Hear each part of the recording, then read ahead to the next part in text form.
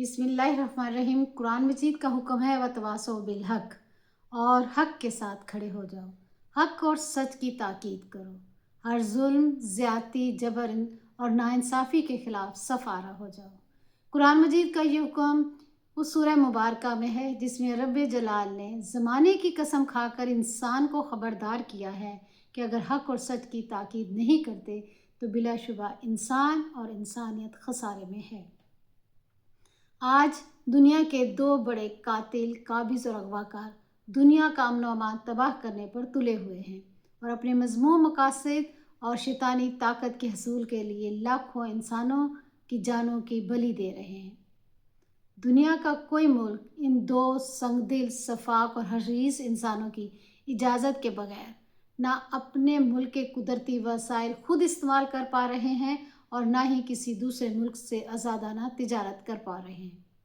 मन घड़त झूठी कहानियों के ज़रिए कभी इराक़ पर कीमियाई हथियारों का इल्ज़ाम लगाकर बमबारी की गई तो कभी 9/11 का ड्रामा रचाकर अफ़गानिस्तान में मौत का खेल खेला गया और कभी वेनेज़ुएला के सदर और उसकी अहलिया पर मनशियात का इल्ज़ाम लगा के अगवा करके बदतरीन तशद्दुद का निशाना बनाया गया।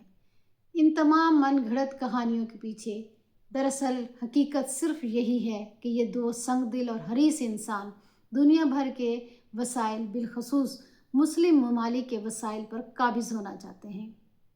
आज दुनिया भर में सबसे ज़्यादा मोहलिक तबाहकुन हथियार बनाने वाले इसराइल और अमेरिका हैं, और ये कौन सा बैनुल अक़वामी कानून है कि ये ममालिक न सिर्फ ये हथियार बना रहे हैं बल्कि बेदरेग इंसानों पर इस्तेमाल भी कर रहे हैं, जबकि किसी दूसरे मुल्क को अपनी सालमियत के लिए, अपनी दिफा के लिए ये हथियार बनाने की इजाज़त नहीं।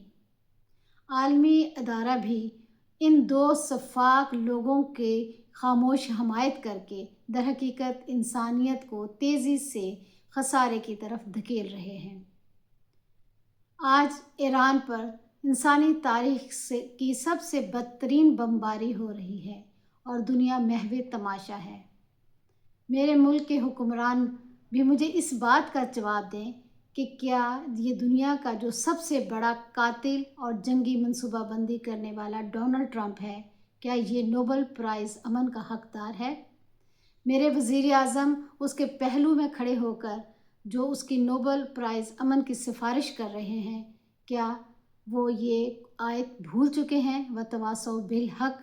अगर नहीं भूले तो खुदारा अपने अल्फाज, अपनी सिफारिश वापस लें और सामने आकर अमेरिका और इन ज़ालिमों के ख़िलाफ़ अपनी आवाज़ बुलंद करें और अपने आप को कुरान का पैरोकार साबित करें।